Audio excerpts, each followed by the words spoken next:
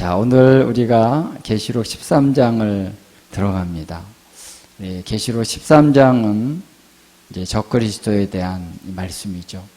여러분들이 뭐 다 이 말씀에 대한 많은 관심들을 갖고 또 이 말씀을 특별하게 또 알고 계시는 줄 믿습니다.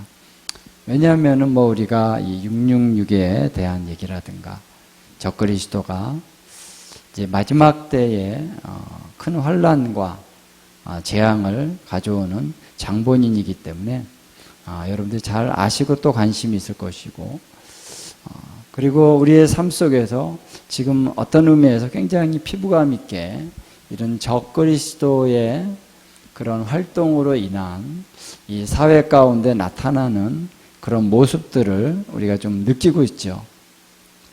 그렇기 때문에 많은 분들이 관심을 갖고 있고요. 유튜브나 이런 데서도 많은 얘기들이 있습니다. 많은 그런 이제 유튜브 영상들이 떠오르고 있죠. 적그리스도에 대해서, 666에 대해서 뭐 여러 가지 많은 얘기들이 있습니다. 여기에 이제 우리가 좀 혼란스러운 부분도 있어요.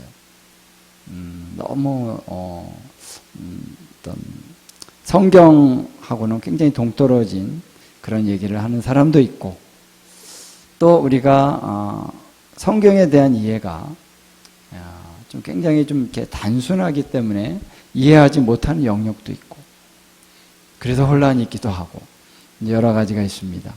그래서 오늘 이 마지막 때 이루어질 그 일들에 대해서 우리가 정말 잘 이해하고 거기에 대처하고 준비해야 될 부분들이 많이 있다라고 믿습니다. 그래서 우리 적그리스도에 대한 얘기도 성경에 분명히 나와 있기 때문에 우리가 알아야 될 필요가 있어요. 중요합니다.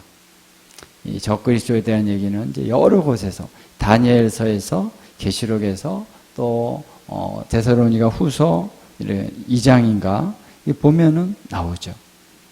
자, 그런 이제 이 성경의 말씀들이 왜 나오냐면은 필요하기 때문에 나온다는 것입니다.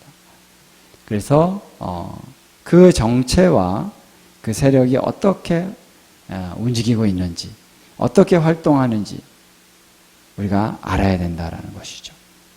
그래서 우리가 대처해가고 준비해가고 극복해갈 수 있는 그러한 차원으로 가기 위해서, 또 많은 사람들을 우리가 또 준비시키기 위해서 이 메시지를 전해야 된다라는 것입니다.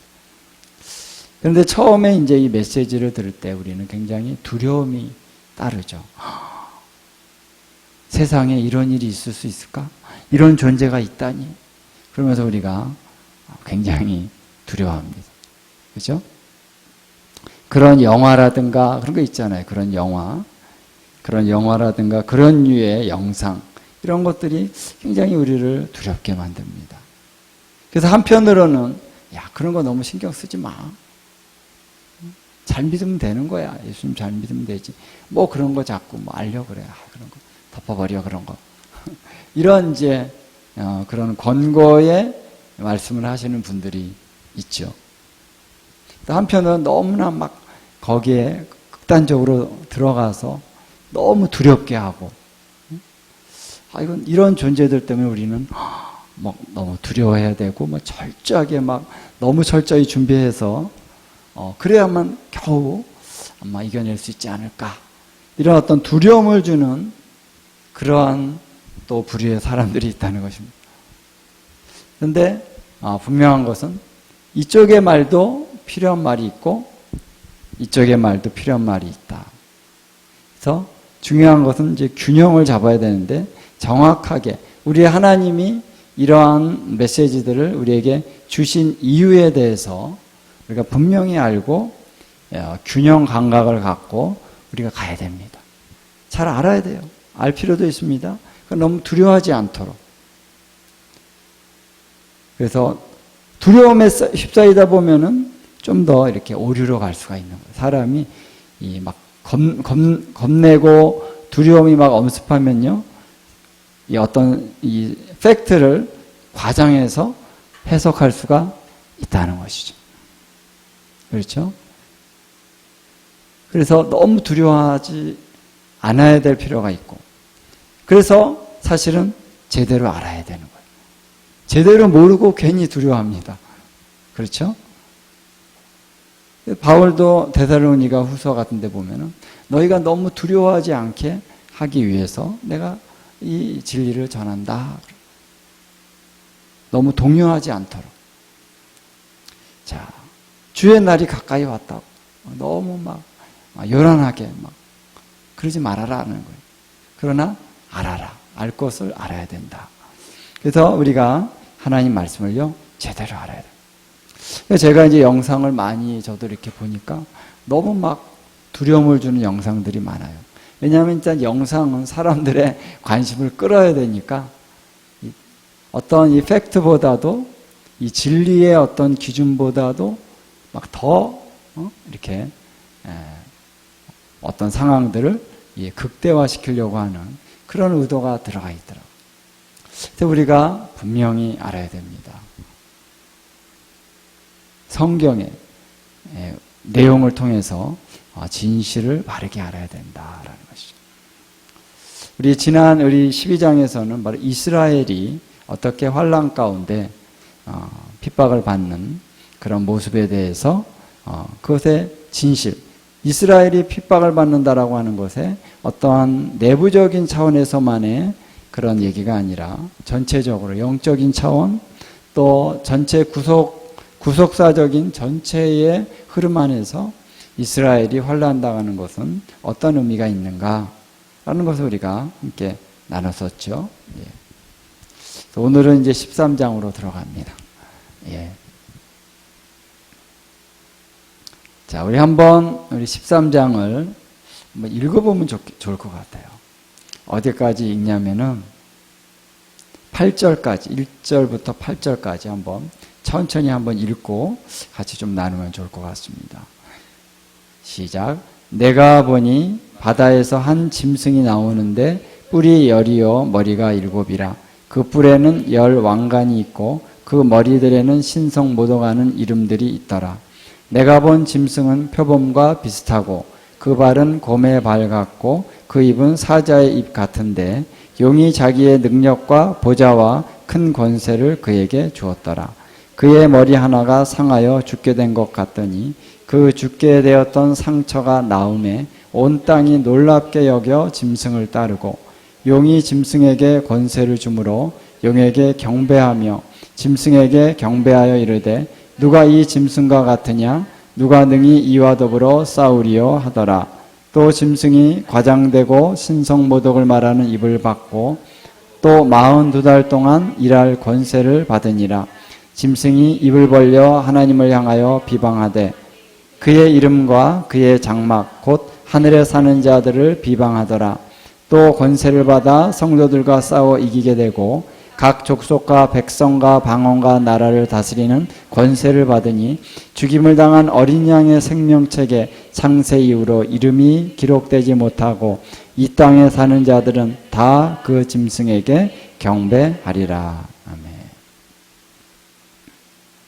자, 여러분 이제 요한계시록 우리 13장에 짐승에 대해서 나오는데요. 우리가 어느 한 절만 딱 이렇게 뽑아내가지고 이걸 딴 데다 맞춰가지고 뭔가 어떤 다른 것을 이렇게 멋있게 포장해서 얘기하는 것이 가장 위험한 것입니다. 먼저는 이 문맥 안에서 이 말씀을 철저하게 연구하고 이해하고 그 다음에 요 구절들과 딴 구절을 맞춰야지 여기서 한 구절 뽑고 저기서 한 구절 뽑고 한 구절 뽑아서 맞추는 거는 나의 관점에서 이렇게 맞춰버리는 이렇게 되면은 거기서 뭐가 나옵니까? 이단이 나온다는 거예요. 내가 이단이 될 수 있는 거예요. 이단은 아니더라도 이게 틀리게 얘기할 수 있는 거예요. 자, 그렇기 때문에 우리는 본문 안에서 철저하게 이 말씀을 확실하게 이해를 하고 이 본문 안에서 1절, 2절, 3절, 4절, 5절, 8절, 9절 또 마지막 이 13장에 18절까지 이 말씀이 쫙 있잖아요. 그러면 이 앞에 있는 말씀을 가지고 어떤 얘기를 할 때 뒤에 있는 말씀하고 틀리면 안 되는 거죠. 그래서 진리이기 때문에 이 앞에 말씀과 뒤에 말씀이 합당하게 다 맞는 이 1절과 만약 예를 들면 13절의 말씀이 다 지지할 수 있는 차원에서 우리가 진리를 봐야 된다라는 것입니다. 그렇죠? 근데 많은 분들이 1절은 맞아요. 1절은 맞는 것 같은데 13절에 딱 대비해 보면 아닌데 그냥 1절 가지고 자기의 생각을 넣어서 얘기를 한다는 거예요. 주님이 감동을 주셨습니다. 그러면서 그렇게 되면은 안 되는 거죠. 그렇죠? 진리를 얘기할 때는 이 하나님의 말씀은 그래서 이게 66권 전체가 말씀이잖아요. 그래서 앞에 창세기에 있는 말씀은 맞는데 계시록에 있는 말씀은 안 맞으면은 뭔가 아닌 거죠. 그렇죠? 그래서 우리가 이 말씀을 해석하는 그 원리가 뭐냐면은 이 모든 말씀이 다 뭐다? 진리다라는 거예요. 옛날에 이런 거 했죠.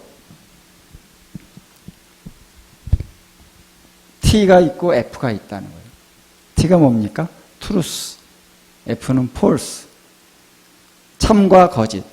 자, 참과 거짓이 더해지면은 뭘까요? 이런 거 옛날에 했는데. 참과 거짓이 합해지면 뭐죠? 거짓이죠. 그리고 보면 참과 참이 합해지면 뭘까요? 참이죠. 이런 거 했잖아요. 그죠? 제가 다 기억은 안 나요. 갑자기 생각이 좀 났습니다. 그래서 진리라고 하는 거는 앞뒤가 다 진리여야만 진리다라는 거예요.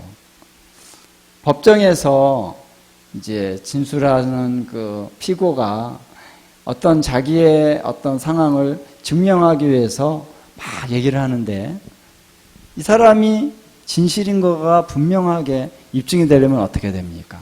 증인이 쫙 왔어요. 증인이 1, 2, 3. 3명의 증인이 왔어요.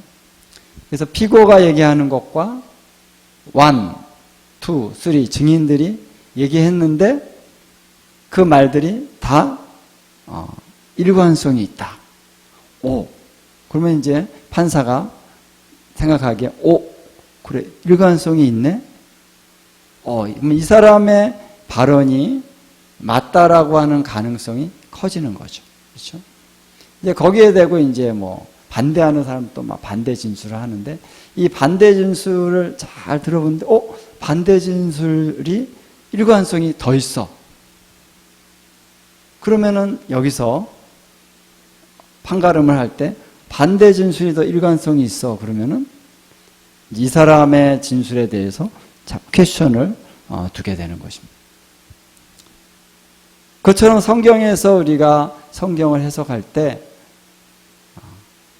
전부가 다 진리의 말씀이기 때문에 이 말씀과 저 말씀과 저 말씀을 제대로 잘 해석을 해서 딱 맞추면은 전부 다 진리가 된다.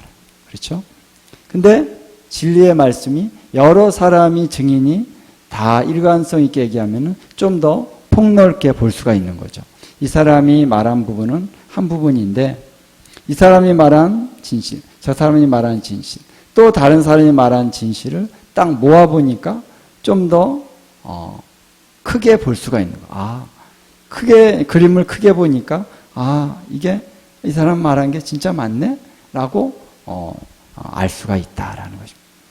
그래서 우리가 성경을 해석할 때 성경을 성경으로 해석해야 된다. 그게 이제 우리 개신교의 가장 중요한 그런 이슈, 가장 중요한 그런 신학적인 그런 이슈가 있다면 바로 그것입니다. 개신교가 바로 이 성경을 성경으로 해석을 해야 된다라고 하는 그 원칙에서 개신교의 종교개혁이 일어났죠. 가톨릭에 많은 사람들이 막 얘기하는데 그거 아니야라고 어떻게 증명할 수 있을까? 바로 성경으로 증명된다라고 하는 강력한 진리의 기반이 있었기 때문에 어떻게 해요?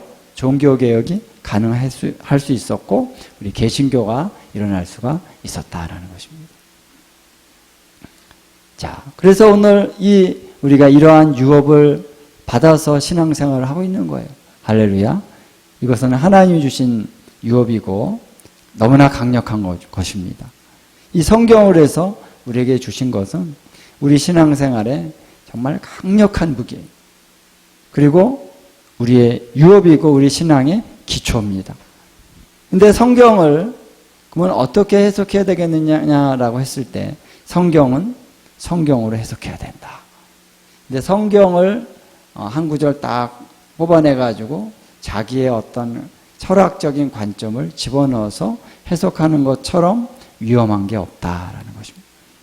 그래서 우리가 신학을 잘 배워야 되는 것이죠. 그래서 오늘 우리가 계시록을 지금 들어가는데요, 여러분. 왜냐하면 이제 마지막 때가 됐고요. 앞으로는 점점 여러분 이제 엄청난 미혹의 그런 파도가 몰려옵니다. 지금 이미 오고 있습니다. 사실 신학교회도 그렇고요. 많은 교회도 그렇고 많은 하나님의 사람들이라고 생각했던 그런 사람들을 통해서 거짓된 메시지가 계속 파도와 같이 밀려올 겁니다. 그래서 바른 믿음의 신앙이라고 하는 그런 부분을 분명하게 내가 주님 안에서 확증하고 있지 않다면 이러한 미혹의 물결 가운데 우리가 흔들려서 넘어질 수가 있습니다. 우리의 믿음 다 까먹고 우리의 열심도 다 식어지고 그렇게 될 수가 있는 가능성이 너무나도 큰 시대에 살고 있기 때문에 우리가 하나님의 말씀으로 더 깊이 들어가야 됩니다. 더 깊이. 우리의 기초를 더 든든히 세워야 된다는 거예요. 그래서 창세기부터 계시록까지의 이 말씀에 있어서 소위 말해서 우리는 그럼 목사님들 세계에서 하는 일이고 우리 평신도들은 뭐 이 정도면 되겠지 이런 게 있잖아요. 그런 거 이제 다 탈피하셔야 돼요. 신학을 목사님들만 배워야 된다 이렇게 생각하시면 안 됩니다. 이제는 성경 전체를 꿰뚫을 수 있는 그러한 믿음의 견고함이 우리 가운데 있어야 됩니다. 그래서 어떤 설교를 할 때 어떤 누군가 메시지를 전할 때 저거는 아니야. 딱 분별이 될 수 있어야 돼요. 그래서 공부해야 됩니다. 연구해야 됩니다. 묵상하고 읽기도 하고 많이 읽고 많이 묵상하고 연구도 하고 배워야 되고 할렐루야. 그래서 아주 강하게 우리 킹덤하우스에서는 여러분에게 말씀 훈련을 강하게 시키는 거예요. 1시간 반씩 막 설교하고 우리 시간이 없어요. 여기 한번 30분 설교하고 보낼 수는 없다라는 것입니다. 한번 3배로 시간이 걸립니다. 지금 1시간 넘게 막 이렇게 해도 막 지금 계시록 지금 반 정도뿐이 못 왔는데 한 6개월 정도 지났습니다. 자, 여러분 좀 웃으시라고 제가 좀 말씀을 드렸고요. 자, 이 말씀으로 들어가겠습니다. 여러분 이제 우리가 어떤 말씀을 볼 때 한 절만 가지고 탁 시작하는 것보다는 먼저 전체 말씀을 서베이하는 것이 필요합니다. 이 적그리스도에 대한 말씀 한번 쭉 우리가 보면은 1절부터 이 앞에 10절까지의 그 말씀은 첫째 짐승에 대한 얘기죠. 그리고 뒤에 11절부터 마지막 18절은 첫째 짐승에 대한 얘기도 나오지만 둘째 짐승이 또 나옵니다. 첫째 짐승은 우리가 적그리스도다 라고 얘기할 수 있죠. 그래 데살로니가 후서에 보면 2장에 적그리스도가 나옵니다. 그 같은 인물이라고 우리가 볼 수 있고요.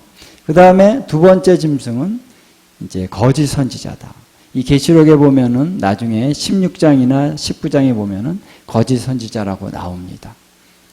자, 우리가 이제 이 적그리스도와 마지막 그 짐승에 대해서 얘기를 할 때 이 첫째 짐승은 이 주로 전쟁을 많이 해요. 다니엘서에 보면은 이 첫째 짐승에 대한 얘기가 아주 자세히 나옵니다. 다니엘서 7장, 그리고 8장, 7장, 8장, 9장에도 나오고요. 10장부터 12장에 나오는데, 특별히 이제 11장에 보면은 여기에 남방왕과 북방왕이 싸우는 그런 얘기가 나옵니다. 그래서 여기 이 11장에서 이 북방왕이 바로 적그리스도다. 그래서 적그리스도는요, 이스라엘을 침략하고 전쟁을 해서 땅을 정복하고 막 다른 민족을 정복하고 그런 것들이 대부분 그가 하는 일이에요. 그가 하는 일. 그래서 우리가 좀 분별해야 될 건 뭐냐면 이 적그리스도는 우리 대한민국에 와서 찝적찝적하고 직접 그런 거 안 한다는 거예요. 또 다른 나라, 미국이나 이런 나라 안 갑니다. 이 적그리스도는 이제 성경의 말씀을 보면은 이스라엘을 중심으로 한 이 중동 땅에서 전쟁을 한다라는. 북방왕이라는 건 이스라엘로 볼 때 북쪽에 있는 왕, 남방왕. 남방왕은 이집트를 중심으로 한 이 아프리카 지역의 어떤 연맹체의 그런 리더다라는 것입니다. 그래서 이 북방왕과 남방왕이 싸운다라는 거예요. 그 와중에 이스라엘을 침략해서 이스라엘의 멸망에 가증한 것을 세운다라는 것이죠. 그래서 이러한 이제 이 북방왕이 짐승이고 적그리스도고 이런 얘기가 이제 계시록의 13장 앞부분에 나온다.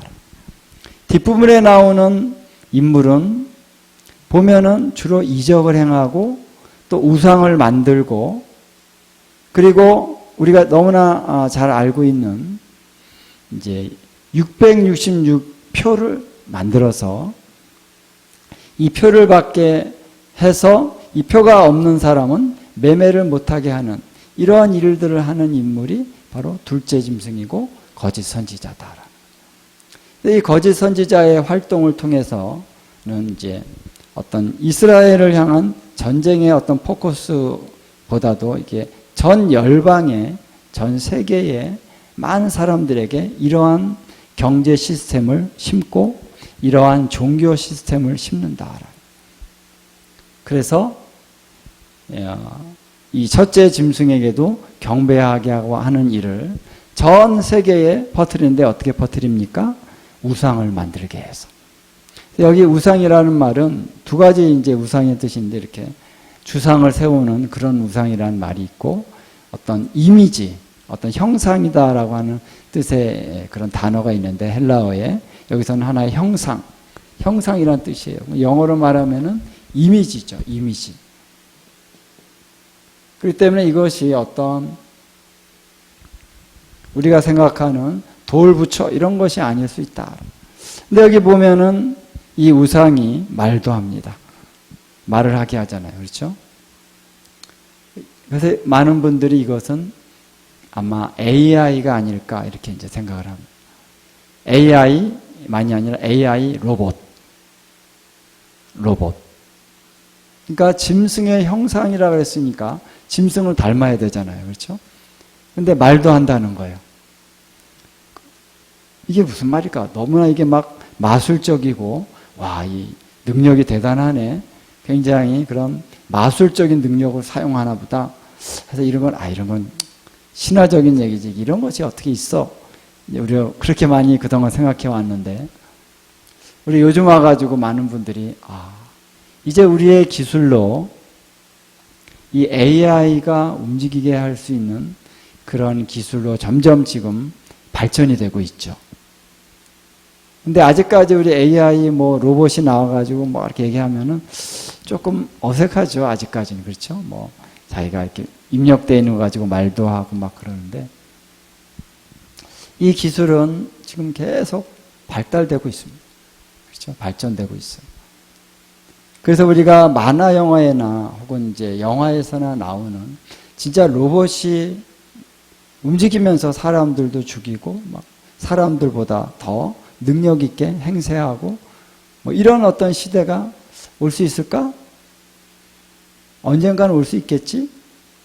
이렇게 우리가 생각을 하고 있는데 그런 것일 수 있겠다라고 충분히 우리가 생각할 수 있는 시대에 우리가 살고 있다라는 것입니다. 그렇죠?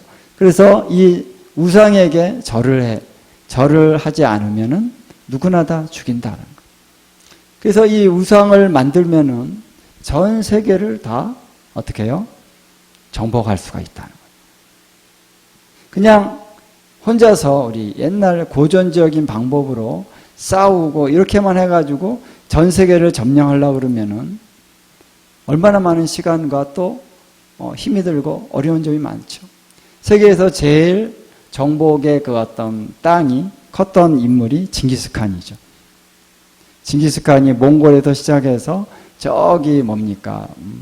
유럽까지 막 정복하고 인도도 정복하고 그래서 이 정복했던 땅이 가장 컸던 인물을 우리가 징기스칸이라고 보통 얘기를 하잖아요. 근데 고전적인 방법이죠. 막 칼로 싸우고 화살로 쏘고. 그래서 얼마 안 있어서 또 다시 무너지고 그랬는데요. 그러나 단시간 내에 가장 강력하게 전 세계를 정복할 수 있는 그러한 어떤 방법.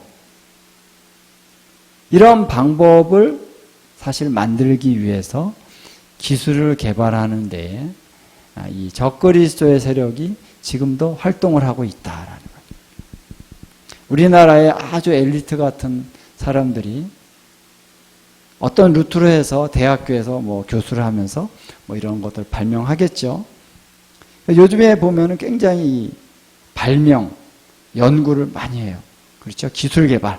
그래가지고 우리 딸도 지금 이제 박사 과정을 지금 밟고 있는데 기계과예요, 기계과. 그러니까 맨날 하는 게 뭐냐면은 센서 뭐 개발하고 뭐 무슨 기계 어떤 개발하고 그런 거예요. 이런 것들을 이제 센서가 중요하잖아요. 그렇죠?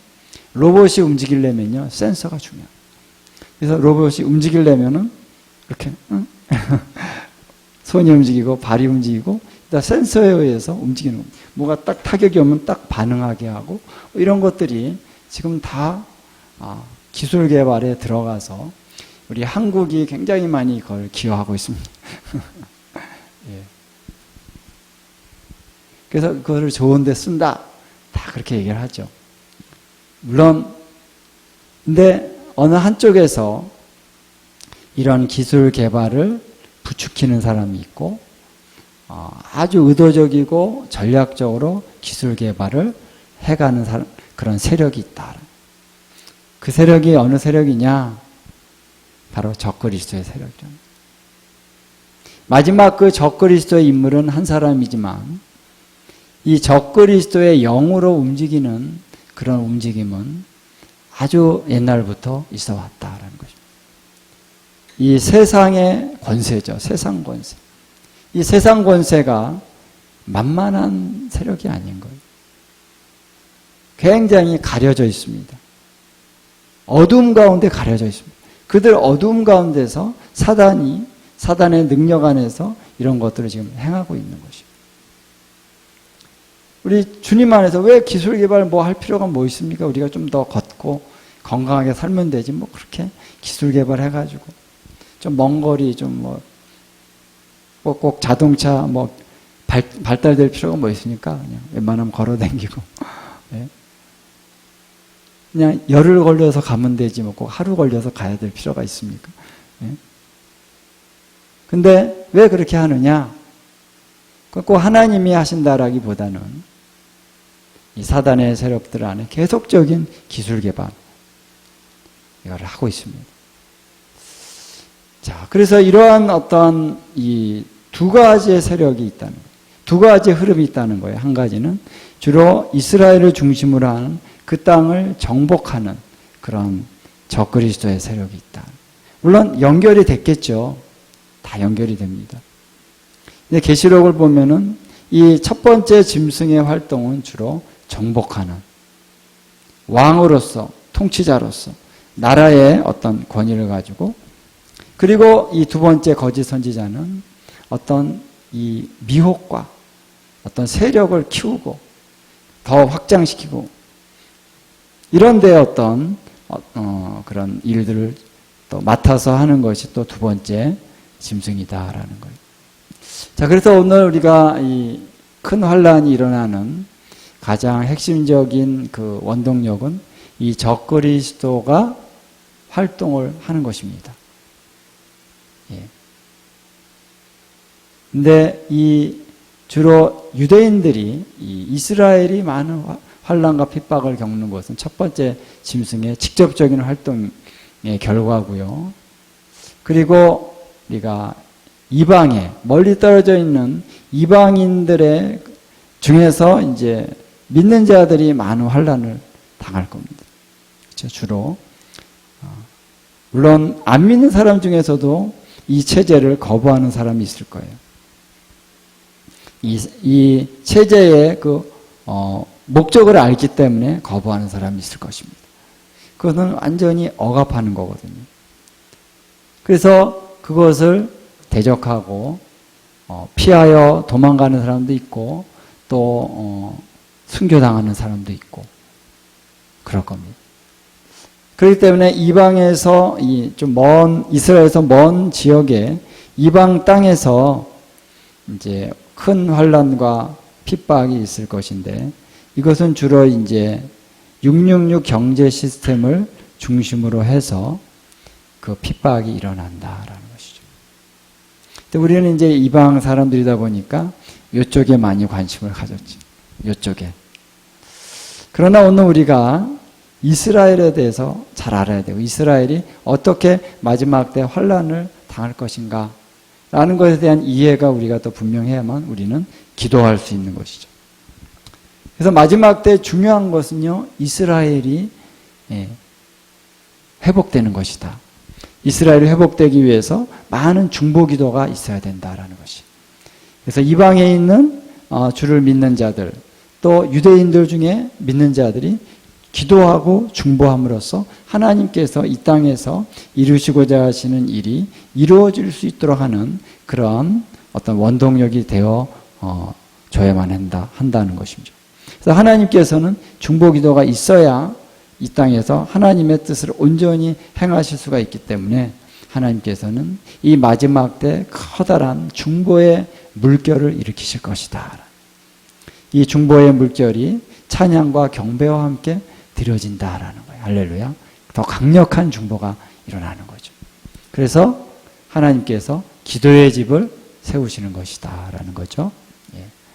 그래서 그냥 이 예배와 기도를 그냥 자유롭게 맡겨주는 차원만이 아니고 연합해서 합심하여서 하는 것입니다. 이러기 위해서 이제 우리가 싸우는데 그래서 이 사단의 세력과 이 적그리스도의 세력과 마지막에 엄청난 전쟁이 벌어지는 것입니다. 지난 우리 12장 마지막 절에 보니까 그 여자의 남은 자손 곧 하나님의 계명을 지키며 예수의 증거를 가진 자와 더불어 싸우려고 용이 바다 모래 위에 서 있더라. 그렇죠? 지난 마지막 절입니다. 예. 자, 그래서 오늘 이제 13장으로 딱 들어갔는데, 자, 어디에서 짐승이 나오냐면은 바다에서 나온다 그랬습니다. 우리 그 앞절에 보니까 바다 모래 위에 서 있더라. 그리고 바다에서 짐승이 나온다. 근데 그 짐승의 뿔이 10이요, 머리가 7이라. 그 뿔에는 10 왕관이 있고 머리들에는 신성모독하는 이름들이 있더라. 자, 여러분 이제 이 해석을 어떻게 해야 되느냐. 여기서 우리의 상상과 우리의 상황을 막 갖다 대비하면서 이렇게 해석을 하기 시작하다 보면은 아주 엉뚱한 게 나올 수가 있습니다. 자, 그래서 이 해석을 우리가 어떻게 해야 되느냐. 그걸 제가 여러분들에게 지금 말씀드리는 것입니다. 성경을 성경으로 해석해야 된다. 그러면 이 부분을 어떻게 우리가 해석해야 되느냐 하면은 다니엘서로 가야 된다라는 것입니다. 다니엘서. 자, 가야 되는데 좀 이따 이제 가고요. 일단 여기 이제 바다라고 하는 것, 바다에서 짐승이 나온다라고 말하고 있다는 거예요. 근데 이제 13장 11절에 보면은 또 다른 짐승은 땅에서 올라온다 이렇게 얘기해요. 자, 바다에서 나오는 것과 땅에서 올라오는 것과 어떤 차이가 있나? 땅과 바다. 그래서 바다라는 것이 무엇일까라고 했을 때 이것과 이제 같이 연결될 수 있는 구절이 계시록 17장에 나옵니다. 17장.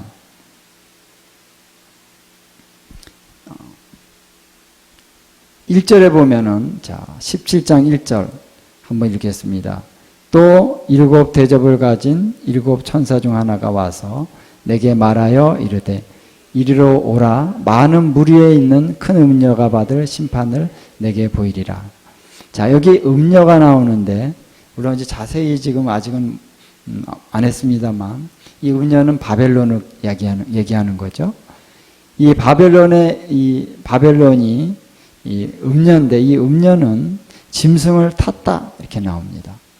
붉은 짐승. 이 붉은 짐승이 아까 얘기했던 그 7 머리의 짐승을 얘기하는 거죠. 그러니까 짐승과 음녀는 결탁되어 있다라는 거예요. 함께 움직인다. 근데 이 음녀가 어디에 있냐면은 많은 물 위에 앉았다 이렇게 얘기하고 있죠. 이 많은 물이라고 하는 것은 무엇을 의미하느냐? 15절에 한번 나옵니다. 15절 읽겠습니다. 시작. 또 천사가 내게 말하되 내가 본 바 음녀가 앉아있는 물은 백성과 무리와 열국과 방언들이라 그랬습니다. 자, 그래서 이 바다라고 하는 것에 대한 직접적인 얘기는 없지만 많은 물, 많은 물이라고 하는 것과 바다는 좀 비슷한 면이 있고, 이 물이라고 하는 것, 많은 물에 앉아있다는 것은 백성과 무리와 열국과 방언이라는 것입니다. 그러니까 전 세계에 많은 방언과 또 백성과 무리와 그러한 열국이 있죠. 그러니까 이 수많은 그런 무리들, 그래서 열방, 열국의 그 어떤 많은 사람들, 대중이라고 할 수 있죠. 대중적인 그 세력들이 기반이 돼서 이들이 세워져 있다라는 것입니다. 어떻게 보면 지금 우리는 민주주의적인 그런 분위기 가운데 전 세계가 나가고 있어요. 민주주의가 뭡니까? 민주주의. 민주주의는 사람들 위에 기반해서 서 있다는 거예요. 그래서 사람들이, 거의 대부분의 사람들이 반대하면은 그게 진리든 아니든 그냥 그걸 할 수밖에 없는 게 지금 현재 그런 우리 정치 시스템입니다. 자, 그래서 많은 무리들의 한 나라뿐만 아니라 많은 나라들이 지지를 해주는 그러한 어떤 체제 위에서 이 음녀가 딱 기반을 잡고 있다라는 것이죠. 그래서 지금은 많은 어떤 그런 지지 세력들이 나를 지지해 주는 게 중요하기 때문에 많은 사람들에게 이렇게 해서 그 지지 기반을 늘려가고 있죠. 그렇다면 이 바다에서 나온다라고 하는 것은 열방 가운데서, 열국 가운데서 어떤 지지 기반을 세워서 어떤 세력을 키워서 그가 나온다라고 볼 수가 있는 것입니다. 여기 보면 이제 열뿔이 있죠. 열뿔. 열뿔이라고 하는 것은 열 나라를 얘기하는데, 처음에 이제 시작될 때부터 열뿔의 기반 위에서 이 짐승이 정치적인 세력으로 대두가 된다라는 것입니다. 그런데 땅에서 올라오는 건 뭘까? 땅이라고 하는 것은 또 여러 가지 우리 해석할 수가 있겠지만요. 우리 땅 중에 땅은 이스라엘 땅입니다. 그렇죠? 땅이라고 하는 것은 뭔가 이미 세력을 구축하고 있는. 그래서 이 땅이라고 하는 것은 다분히 이스라엘적인 그런 기반은 물론 아니지만 이스라엘에서 뭐가 나왔습니까? 기독교가 나왔죠. 종교가 세워졌습니다. 그래서 기독교적인 종교의 세력 기반에서 두 번째 짐승이 세워진다. 거짓 선지자가. 이렇게 볼 수 있다는 거예요. 자, 이거에 대해서 이제 제가 또 여러 번 반복을 할 겁니다. 왜 그렇게 보는 게 합당하냐. 그래서 거짓 선지자는 미혹하는 자인데 그는 종교적인 위치에 있는 자다. 그러니까 선지자라고 하면 벌써 어떤 진짜 선지자도 하나님을 섬기는 자잖아요. 그렇죠? 하나님을 섬기는 자. 근데 거짓 선지자라는 거예요. 그래서 이 두 짐승이 각각 다른 배경에서 나오는데 둘이 함께 결탁이 되면서 어떤 하나님을 대적하는 일을 해간다. 자, 제가 이제 한번 쭉 전체적으로 얘기하고요. 우리 사실은 다니엘서를 우리가 자세히 봐야 됩니다. 왜냐하면은 이 다니엘서와 계시록 많이 연결이 되어 있고요. 다니엘서의 이런 해석에 기초가 되는 그런 얘기들이 많이 있어요. 이 다니엘서에서 얘기한 말씀과 이 계시록이 딱 합쳐졌을 때, 이게 진리와 진리가 만나니까 더 확실한 진리가 되는 거죠. 그래서 하나님이 다니엘서를 쓰게 하셨을 수도 있고, 요한계시록에 보면은 이 다니엘서라고 하는 거에 기초로 이제 말씀을 하신다는 거예요. 그래서 짐승은 바다에서 나온다라는 거예요. 뿔이 열이 있다. 그래서 열뿔이라고 하는 거는 17장에 보면은 그 해석이 나옵니다. 열뿔. 17장 12절 한번 보겠습니다. 17장 12절에 보면, 자, 함께 우리 읽겠습니다. 시작. 내가 보던 열뿔은 열왕이니 아직 나라를 얻지 못하였으나 다만 짐승과 더불어 임금처럼 한동안 권세를 받으리라. 그래서 열뿔은 열왕이요 열왕국을 얘기합니다. 이들이 바로 짐승을 이렇게 지지해주는 그런 나라들이라는 거죠. 그래서 어느 나라일까? 궁금하죠. 우리가 아직은 잘 모릅니다. 궁금합니다. 그런데 그 나라가 있다는 거예요. 그래서 이 열뿔이라고 하는 것은 다니엘서에도 나와요.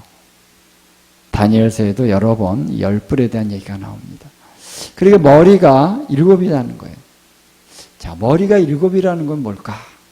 또 17장을 한번 보겠습니다. 자, 17장 9절부터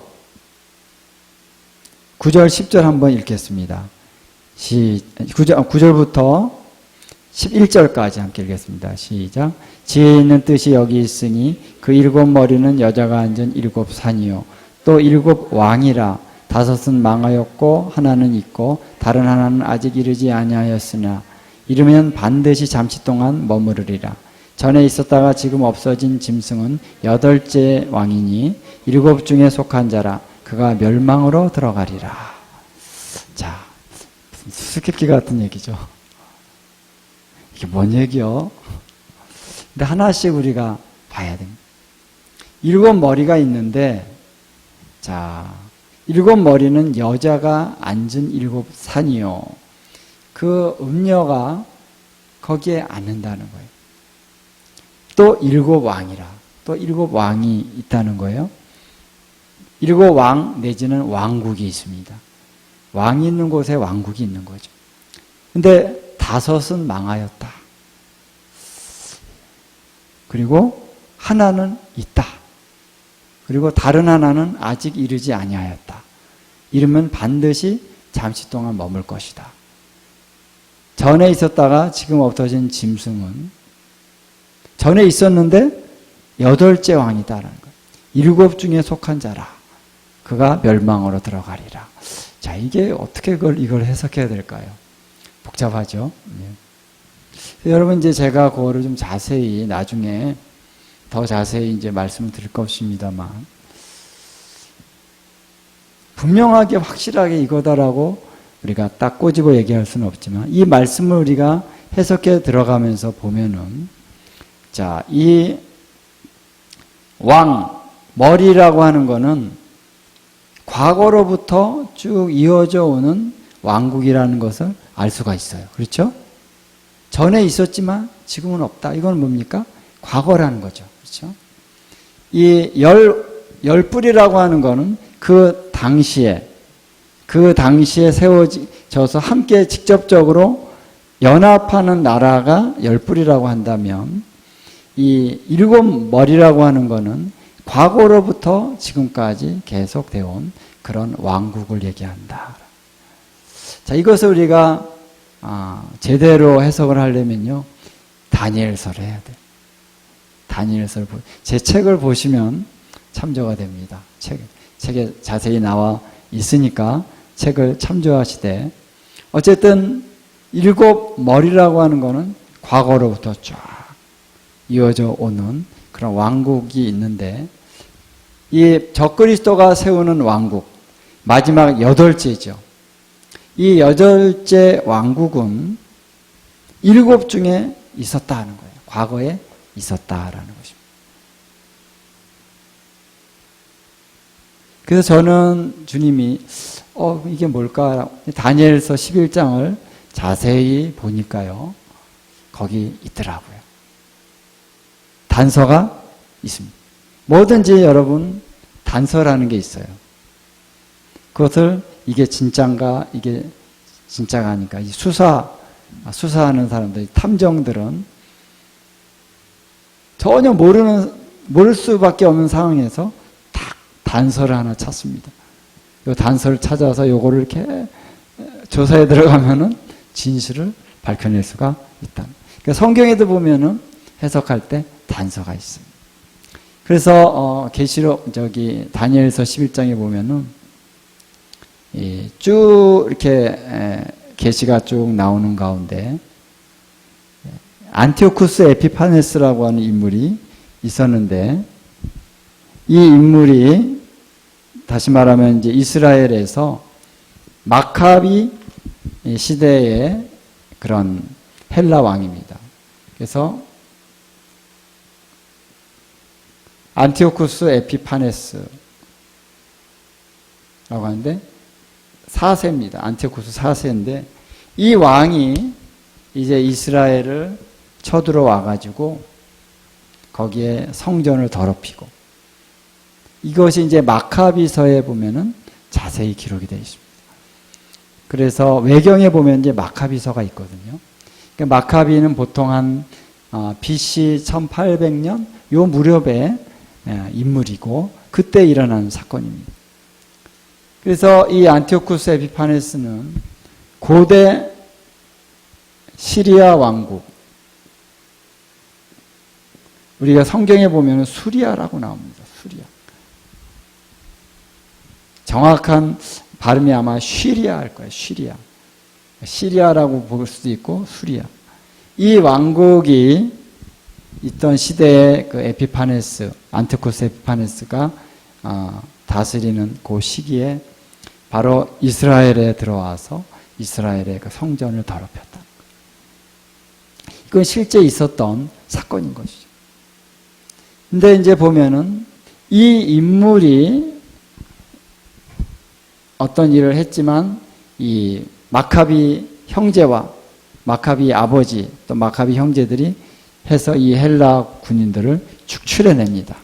할렐루야. 그래가지고 이스라엘의 독립적인 그런 국가를 이때 잠깐 세웁니다. 놀라운 일이죠. 할렐루야. 축출해냈습니다. 그런데 이제 스토리는 여기서 끝나는 게 아니라 성경에서 보면은 이 마카비 시대의 안티오쿠스 에피파네스에 해당하는 인물에 대한 얘기가 다니엘서 11장에 나온다라는 것입니다. 다니엘서 11장에 나오는데 이 인물의 그 왕위를 이어서 어떤 인물이 왕이 된다라는 구절이 있습니다. 한번 성경을 보면서 얘기할까요? 예. 자, 우리 11장을 한번. 나중에 사실 이거는 좀 다니엘서를 여러분 깊이 다뤄야만 해석이 될 수 있는 부분인데, 여러분 갑자기 뭔가 여러 가지 막 머릿속에 넣으려고 그러면 힘들잖아요. 그러니까 제가 간단히만 하고 넘어가려고 그랬는데, 자, 다니엘서 11장을 한번 보겠습니다. 자, 다니엘서 11장에 보면은, 자, 역사적으로, 다니엘이 어느 시대에 있었냐면요. 바벨론 시대에 있었고, 또 메데파사 시절에 있었습니다.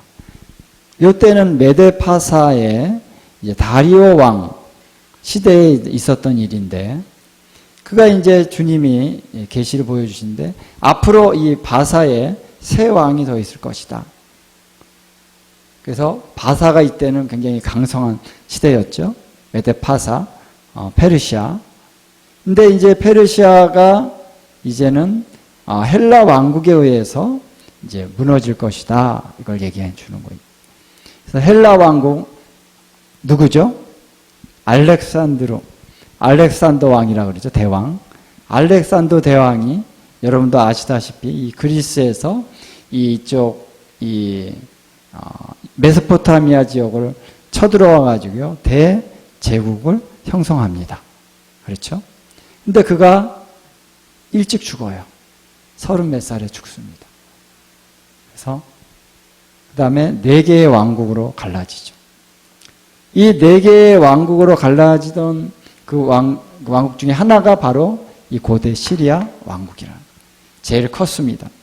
그리고 이 남쪽으로는 이집트가 있었고, 이쪽으로는 저기 이제 그리스가 있었고, 마케도니아가 있고, 또 다른 이제 나라가 있고, 해서 전체 4개로 갈라졌어요. 4개로 갈라졌는데, 이 고대 시리아 왕국이 가장 강력했고, 가장 넓었습니다. 이 북쪽에 있었습니다. 이스라엘 보면 북쪽에 있었습니다. 근데 여기 보면 남방 왕들과 북방 왕들이 싸웁니다. 전쟁을 하면서 그 사이에 샌드위치처럼 껴있는 나라가 바로 이스라엘인 거예요. 그래서 북방 왕이 남방 왕을 치러 가려면은 여기를 통과해야 돼요. 그리고 남방 왕이 북방 왕을 치러 가려고 해도 여기를 통과해야 돼요. 이스라엘. 그런 가운데 이제 북방 왕이 이렇게 치러 가다가 이스라엘이 잘 말을 안 들으니까 이스라엘을 침략해가지고 이스라엘을 막 정복하고 거기서 막 그 성전을 더럽히고 이 일을 한 거죠. 이 인물이. 그러니까 이스라엘이 막 들고 일어나가지고 이 헬라 제국과 싸워가지고 축출해냈습니다. 그런 일에 대해서 쭉 얘기를 하고 있는 것이 어디까지냐면은 19절까지, 11장 19절까지 얘기를 하고 있는 것입니다. 이 자세한 이 해석과 이런 건 나중에 기회가 되면 하고요. 그 다음에 이제 20절에 보니까, 자, 거기 보면 그 왕위를 이을 자가, 그 왕위를 잇는 자가 있다는 거예요. 그 왕위가 바로 이 왕국의 왕위를 잇는다는 거예요. 근데 그게 바로는 아니고 굉장히 오랜 세월 후에 얘기일 수 있다라는 거예요. 그래서 오랜 세월 후에 20세기에 보면요. 20세기 초에 이 중동 지역에서 어떤 일이 있었냐면요. 시리아 왕국이 세워졌는데 시리아 아랍 왕국이라고 하는 나라가 세워졌습니다. 왕국이니까 왕이 있겠죠? 왕이 있습니다. 근데 금방 망했어요. 여기 있는 말씀처럼 몇 날이 못 되어 망할 것이요. 실제로 그랬습니다. 이 지역에서 이 시리아라고 하는 이름으로 왕국이 세워진 것은 이때가 처음이에요. 역사를 보면 알 수가 있죠. 그 다음에 이제 망했어요. 지금 왕국이 없어요. 지금은 시리아는 이제 민주주의 국가지 명목상으로 왕국은 아닙니다. 자, 그런데 이제 마지막 때 21절에 나온 거예요.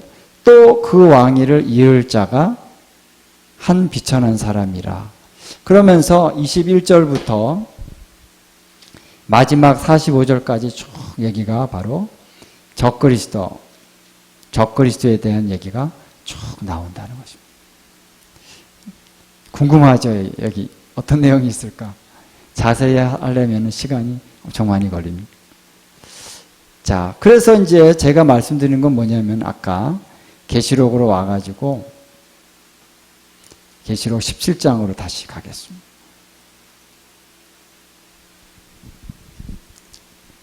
자, 여덟째 왕 마지막 여덟째 왕은 바로 적그리스도를 얘기하는데 그 왕은 일곱 중에 속한 자라라는 거예요.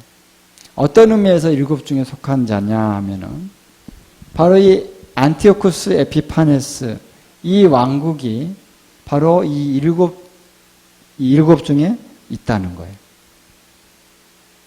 이 나라가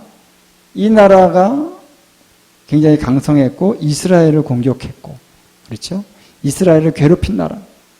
그런 나라로서 이 나라가 일곱 중에 한 나라인 거예요. 한 왕국인 거예요.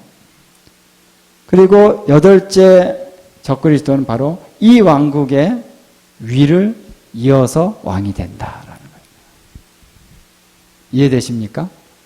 그래서 여덟째가 일곱 중에 속한 자다. 그래서 머리는 일곱 개라는 거예요. 근데 여덟째 왕이 어떻게 여덟째 왕이 되느냐 했을 때 일곱 머리 중에 두 번 되는 머리가 있다는 거예요. 좀 신비로운 좀 해석일 수도 있겠지만 그래서 역사를 볼 때 이제 다니엘서에서 분명하게 왕위를 이어서 마지막 그 북방왕은 바로 고대 시리아 왕국의 왕위를 잇게 된다라는 거예요. 지역도 그 지역일 것이다라고 보는 것이죠. 좀 더 자세한 얘기들은 이제 나중에 우리가 하도록 하겠습니다. 자, 이렇게 해가지고 일곱 머리를 가진 짐승이 이제 세력을 잡는다라는. 자, 이제 2절, 13장 2절로 가겠습니다. 그래서 1절 이해가 됐죠? 바다에서 나오고, 10뿔이 있고, 그 다음에 7머리가 있다. 2절에 보면은, 자, 그 짐승은 표범과 비슷하고, 그 발은 곰의 발 같고, 입은 사자의 입 같은데, 용이 자기의 능력과 보좌와 큰 권세를 그에게 주었더라. 여기 보면은, 표범은 어떤 성격이 있습니까? 빠르죠. 굉장히 빠릅니다. 곰은 힘이 엄청 셉니다. 그렇죠? 사자는 그 포효 소리, 그냥 왕의 포효에 압도가 되는 그러한 능력이 있죠. 자, 근데 이 짐승에 대한 표현을 이렇게 보면은 이 다니엘서에 가보면요, 이 세 가지의 그 짐승에 대한 얘기들이 다 나와요. 한번 볼까요? 다니엘서. 그래서 이 다니엘서와 계시록이 연결되어 있다라는 것을 우리가 알 수가 있다. 다니엘서 7장에 보면은, 자, 2절, 3절 함께 읽겠습니다. 시작. 다니엘이 진술하여 이르되 내가 밤에 환상을 보았는데 하늘에 네 바람이 큰 바다로 몰려 불더니 큰 짐승 넷이 바다에서 나왔는데 그 모양이 각각 다르더라. 여기도 보니까 짐승이 어디서 나와요?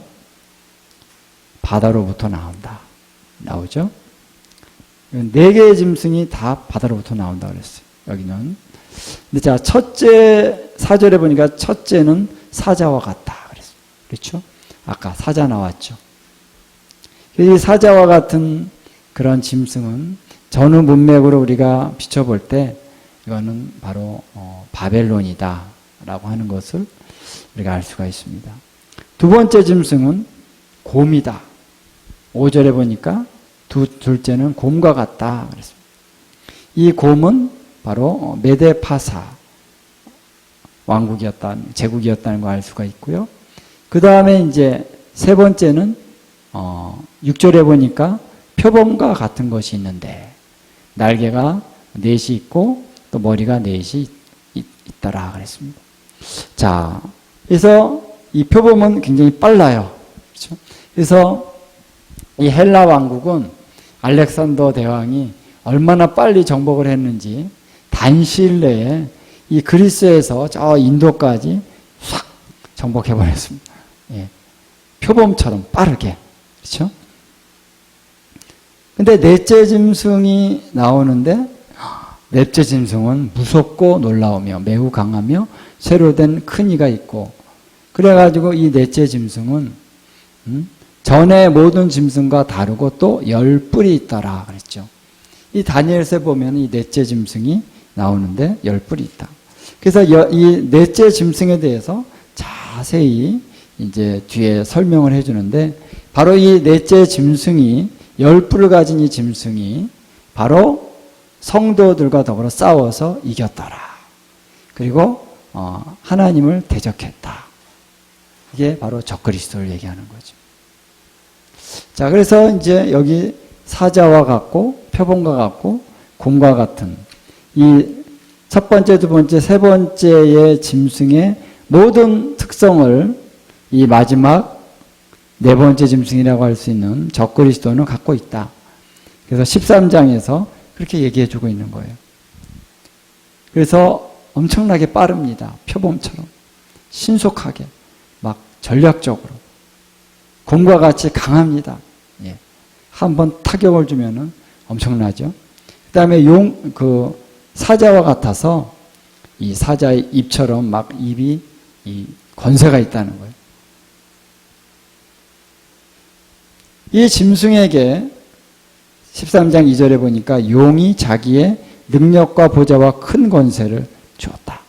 여기 보니까 능력과 권세뿐만 아니라 보좌를 주었다 그랬습니다. 보좌. 자, 사탄이 보좌가 있습니까? 여러분, 사탄이 보좌가 있을까요? 없을까요? 성경에 보니까 이 세상 임금이라고 그랬어요. 보좌가 있을까요? 없을까요? 증명을 해야죠. 계시록 2장을 한번 가봅시다. 계시록 2장에 보면 버가모 교회에 하시는 말씀에 보면은 자 13절에 보니까 자 한번 함께 읽어볼까요? 시작. 내가 어디에 사는 것을 내가 아노니 거기는 사탄의 권자가 있는 데라. 여기까지 안디바가 가운데 곧 사탄이 사는 곳에서 죽임을 당할 때에도 그랬습니다. 사탄이 사는 곳, 사탄의 권자. 이 권자라는 말이 보좌라는 말입니다. 같은 단어입니다. 우리 한국 성경에서는 이제 권자로 번역을 했지만 다른 데서는 보좌, 어떤 위 여러 가지로 번역을 했어요. 근데 이 같은 보좌라는 뜻이에요. 사탄의 보좌가 어디 있다고요? 버가모에 있다는 거예요. 이 당시에 지금도 거기 있는지 모르겠어요. 근데 어쨌든 어디 있든지 사탄의 보좌가 있다. 그 보좌를 어떻게 해요? 이 보좌를 용이 주었다는 거예요. 자기도 보좌가 있고 이 짐승에게도 보좌가 있다. 보좌를 주었다는 거예요. 그래서 여러분 이제 권세와 능력을 줬다는 것 이상의 의미가 있는 거예요. 보좌를 줬다는 것. 통치권을 줬다는 거예요. 계시록 16장을 한번 봅시다. 계시록 16장 10절. 다섯 번째 대접의 심판을 할 때 어떻게 나오는지 한번 읽겠습니다. 시작. 또 다섯째 천사가 그 대접을 짐승의 왕좌에 쏟으니 그 나라가 곧 어두워지며 사람들이 아파서 자기 혀를 깨물고. 이게 왕자라는 것도 보좌라는 의미예요. 같은 단어입니다. 그리고 그 나라는 킹덤, 왕국이라는 거죠. 바실레이아. 짐승의 보좌에 그 대접을 쏟았다는 거예요. 짐승의 보좌가 있다는 거죠. 그렇죠? 예. 그래서 왕이라는 거예요. 적그리스도는 지금 뭐 대통령이라고 할 수도 있겠지만 어쨌든 한 나라에 그의 왕국이 있다는 거예요. 한 나라의 수장이다. 수장으로 나타난다는 거예요. 그래서 어디 뭐 저기 이상한데 뭐 광야 같은 데서 저 사람이 적그리스도야 믿지 마시라는 거예요. 그렇게 안 나타난다. 그래서 용이 그에게 보좌와 권세와 능력을, 자기의 능력과 보좌와 큰 권세를 그에게 줬다. 그래서 그런데 이제 적그리스도가 어떤 활동을 하기 시작을 합니다.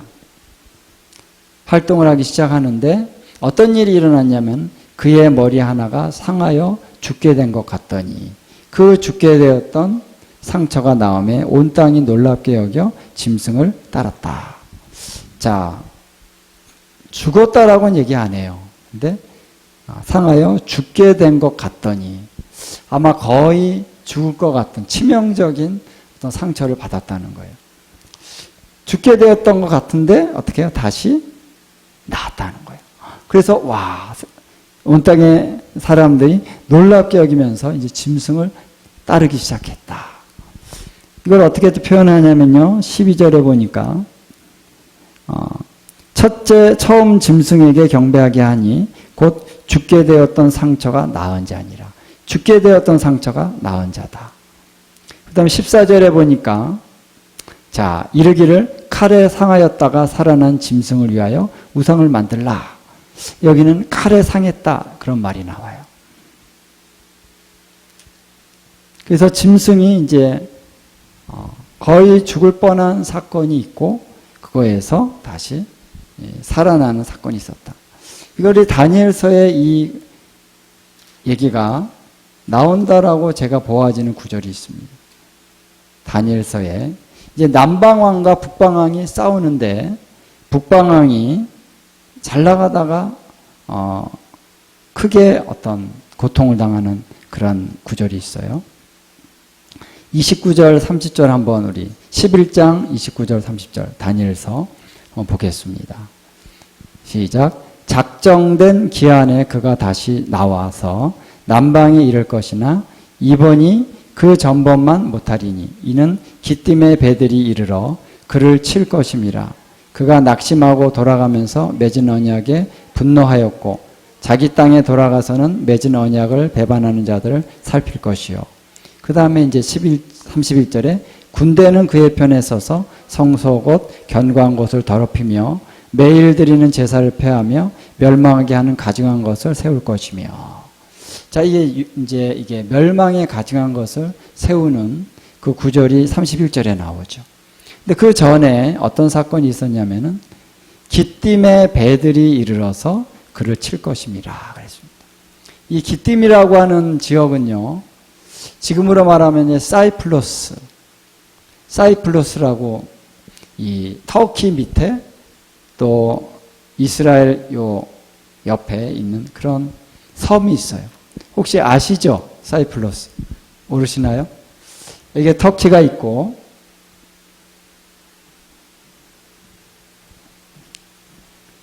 좀 지워야 되겠습니다. 자, 이 터키가 있으면은 요 밑으로 해가지고 여기 이제 이스라엘이 있고 여기 보면은 안디옥이 있죠. 안디옥. 이 터키 지역이 있으면 요쯤에 보면은 사이프러스라고 하는 섬이 있습니다. 그 옛 지명이 바로 기띔이라는 거예요, 여기가. 그리고 이제 신약 시대는 구브로라 그러죠. 구브로. 키프로스. 신약시대 그 성경에는 구브로라고 나오는 이 지역이 이 기띔인데, 여기서 기띔의 배가 와서 그를 칠 것인데, 그래서 그가 낙심하고 돌아갔다. 이렇게 나오고 있습니다. 이제 성경에는 이제 낙심하고 돌아갔다 해서 마음만 좀 안 좋았다. 이런 얘기가 있는데, 이 원어를 보면은 좀 강한 의미가 있어요. 상하게 했다. 그런 뜻입니다. 상하게 했다. 그렇게 강하게 볼 수 있는 것이죠. 그래서 기띔의 배와 부딪혔는데 그가 공격을 받았다는 것이죠. 그래서 그 당시 이제 이 당시의 전쟁은 아마 해전이었을 것이다라고 볼 수 있습니다. 그렇죠? 기띔의 배하고 부딪혔습니다. 그래서 해전이었다라고 볼 수 있고요. 40절에 보면은 그가 병거와 마병과 많은 배로 회오리 바람처럼 그에게로 마주 와서 그랬습니다. 그러니까 많은 배가 나와요. 여기도 40절에도 보면은 주로 해전일 것이다라고 볼 수가 있습니다.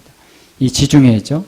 이 지중해에서 해전이 이루어지는데, 이 기띔의 배가 와서 싸워서 그때 칼로, 꼭 칼은 아닐 수 있겠지만 이 무기로 말미암아 상처를 크게 받았다라고 볼 수 있는 것입니다. 근데 그가 이제 돌아가서 죽지 않고 다시 살아났다라는 것이죠. 그러면서 이제 하나의 전환기가 이루어지는데 많은 사람들의 지지를 받기 시작했다라고 하는 것이 바로 이 설명인 것이죠. 그래서 13장에 보면은, 그래서 이 사건 이후에 아마 어떠한 조작을 했겠죠. 거짓을 해서 거짓을 말할 수도 있고, 아니면 진짜 어떤 기적이 일어날 수도 있고요. 그래서 온 땅이 놀랍게 여겨서 짐승을 따르고, 그래서 이거를 계속 이용합니다. 자, 칼에 상하였다가 다시 살아난 그 짐승, 그 사람을 위해서 우상을 만들라, 이런 식으로 이 사건을 계속 이제 사용한다는 것이죠. 자, 그래서 이제 여기까지 온 다음에 용이 좀 더 강력한 어떤 권세를 줍니다. 그래서 4절에 보니까 용이 짐승에게 권세를 주므로 용에게 경배하며 짐승에게 경배하여 이르되 누가 이 짐승과 같으냐, 누가 능히 이와 더불어 싸우리요 하더라. 그러면서 이제 5절에 함께 5절 한번 읽겠습니다. 시작. 또 짐승이 과장되고 신성모독을 말하는 입을 받고 또 42달 동안 일할 권세를 받으니라. 여기서 이제 42달 일할 권세를 받는 또 다른 어떤 시점이 있다는 거예요. 그래서 짐승은 갑자기 이때부터가 아니라 그 전부터 활동을 계속 했는데, 어떤 시점에 와서는 신성모독하는, 과장되고 신성모독하는 입, 이거를 받는데 42달 동안. 그래서 이것의 주 표적은 뭡니까? 뒤에 나오죠. 그가 하나님을 향하여 비방한다. 하나님을 향하여 비방하는 것이 무기죠. 그게 능력입니다.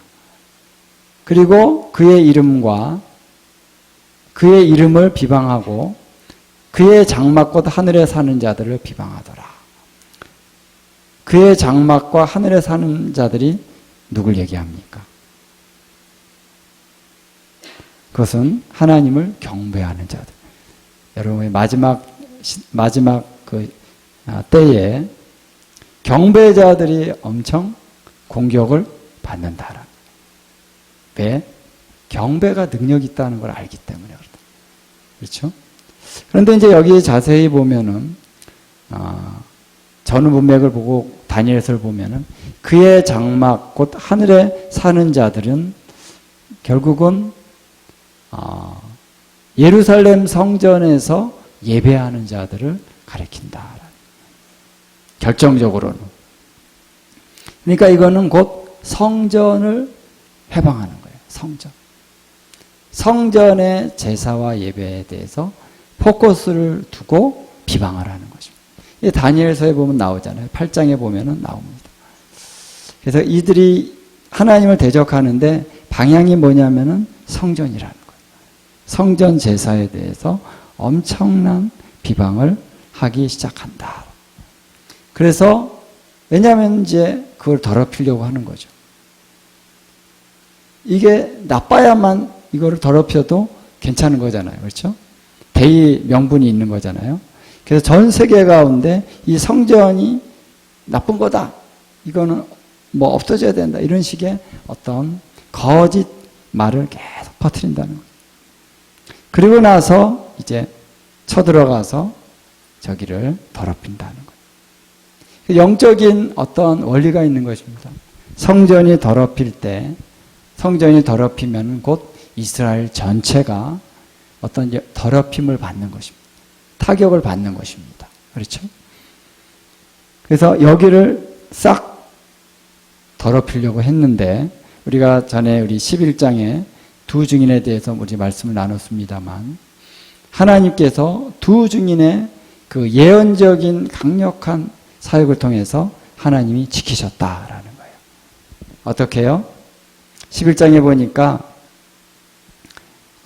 이방인에게 바깥마당은, 성전 바깥마당은 내주었으나 다른 데는 내주지 않았다는 거예요. 바깥마당만 내줬다는 거예요. 그리고 거룩한 성을 42달 동안 짓밟는다. 이 거룩한 성이 바로 예루살렘이죠.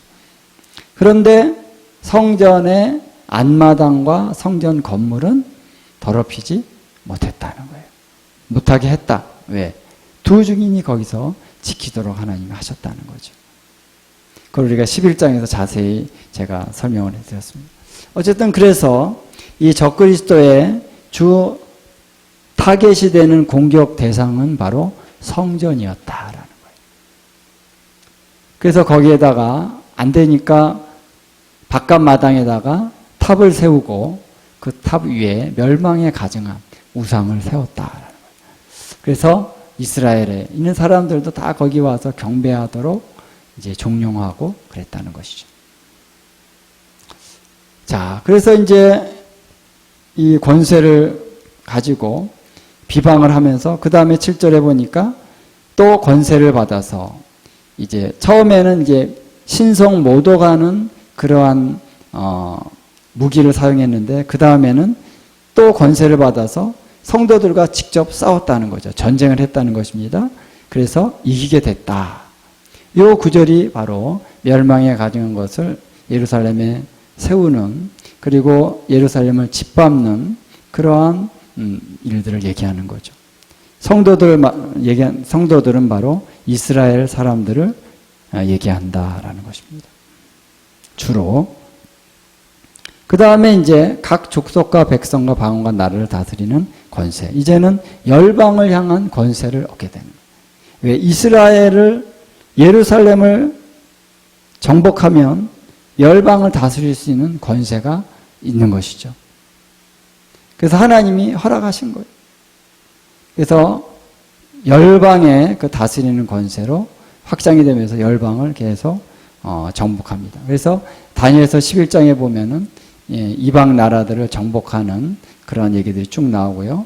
거기에 보면 이집트도 정복돼, 이집트와 구스와 리비아 이런 나라들도 정복될 것이다. 이 나라가 바로 이제 북방왕과 남방왕이 싸울 때 이 남방왕 왕국에 속한 그런 나라들이 리비아, 이집트, 구스, 지금으로 말하면 이제 이디오피아 이런 나라들이죠. 이런 나라들을 점령을 했죠. 점령을 했다는 말씀이 이제 11장에 나옵니다. 자, 그래서 이렇게 열방으로 확장될 수 있었다라는 것입니다. 그리고 이제 죽임을 당한 어린 양의 생명책에 그 이름이 기록되지 못한 자들은, 이 땅에 사는 자들은 다 그 짐승에게 경배하리라. 이 경배에 대한 얘기를 쭉 하면서 이제 어떠한 핍박이 구체적으로 오게 되는지에 대해서 쭉 이제 뒷구절에서 나오게 되는 것입니다. 자, 오늘 여기까지만 우리가 좀 나누겠습니다. 그래서 이제 어떻게 적그리스도가 이스라엘을 침략해서 성전을 더럽히고 하는 것이 이 13장에 보면은 쭉 나오고 있다라는 거예요. 용이 그에게 권세를 줬다. 해서 이러한 이제 말씀들을 통해서 이제 이스라엘을 중심으로 이제 엄청난 환란과 핍박이 이러한 모습으로 이루어지게 될 것이다 하는 것입니다.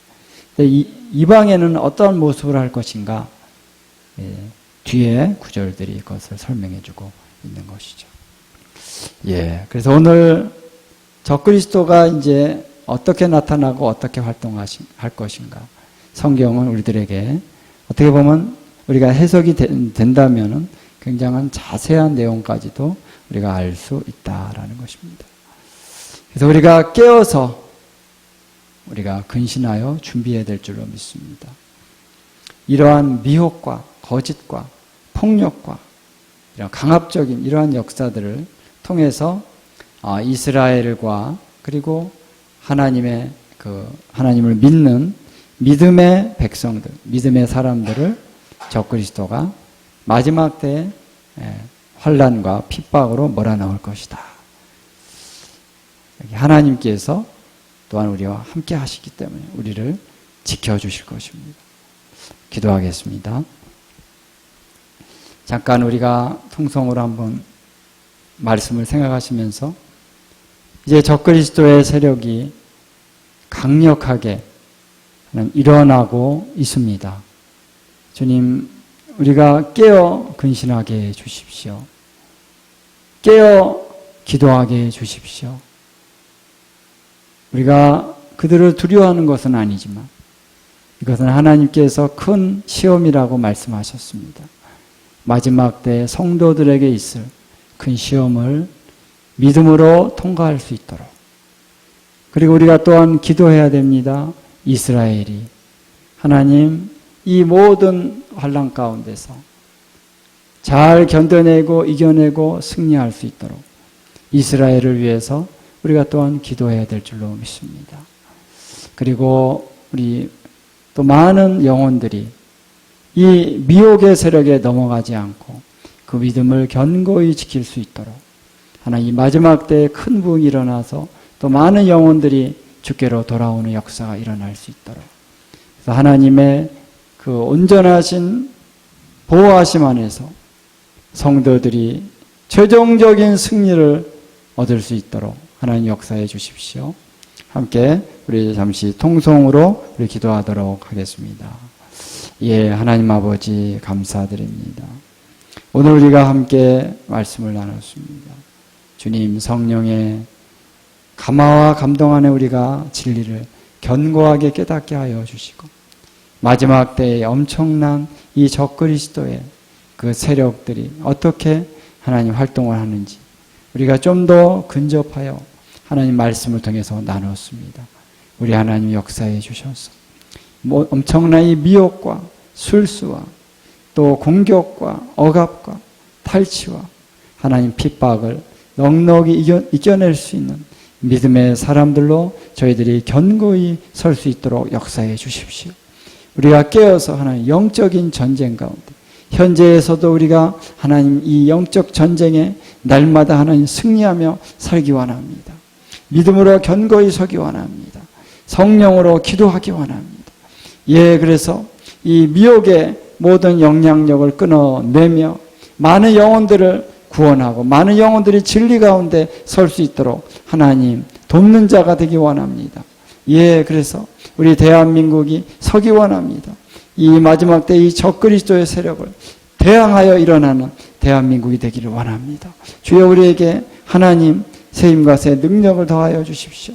우리가 진리의 말씀을 아버지 바르게 분별하여서 진리의 하나님 말씀으로 모든 거짓을 파쇄하고 깨트리고 대적하고 끊어버리고 나가는 우리 대한민국 한국교회가 되어지기를 원합니다. 주여, 우리 대한민국, 예, 대한민국의 이 정치가 하나님 중심의 킹덤의 정치가 되기를 원합니다. 예, 하나님 역사해 주시옵소서. 그래서 이 마지막 때를 준비하기 원합니다. 이 대전투가 일어날 것입니다. 하나님, 우리가 분명히 우리 하나님이 승리하게 하신다 말씀하셨사오니 우리가 깨어서 일어나게 하여 주시옵소서. 무엇보다 우리가 진리의 말씀으로 견고히 서기를 원합니다. 진리의 말씀 안에 견고히 서기 원합니다. 하나님 역사하여 주시옵소서. 예. 주님, 오늘 주님 앞에 우리가 함께 말씀을 나누었습니다. 그리고 함께 기도했습니다. 주님, 이 때가 어떠한 때인지 우리가 옳게 분별하게 하여 주시옵소서. 그래서 우리가 깨어 근신하게 하여 주시옵소서. 우리가 진리의 말씀으로 무장하게 해 주시옵소서. 적그리스도의 세력이 어떻게 역사하고 어떻게 미혹하고 또 앞으로 어떠한 그런 모습으로 나타나게 될지를 우리가 분명하고 확실하게 알게 하여 주셔서 이제 준비하게 해 주시옵소서. 하나님, 그래서 서로 준비시키고 준비하고 격려하고 또 함께 힘을 합하고 서로를 위하여 기도하고 말씀으로 서로 가르치고 권면하면서 하나님, 우리가 함께 연합하여 이 마지막 때를 하나님 주여 주의 뜻을 따라 전진해 갈 수 있는 우리 주님의 귀한 믿음의 성도들로 세워질 수 있기를 원합니다. 특히 우리가 이스라엘을 위해서 기도하게 해 주시옵소서. 주여, 이스라엘을 위해서 기도할 때 오늘 우리 대한민국이 또한 견고히 서게 될 줄로 믿습니다. 예, 그래서 이스라엘을 위하여 우리가 기도하며 이스라엘이 하나님 마지막 이 하나님 큰 환난을 아버지 견뎌내고 통과해낼 수 있도록 우리 이 모든 일을 위해서 우리가 기도하기 원합니다.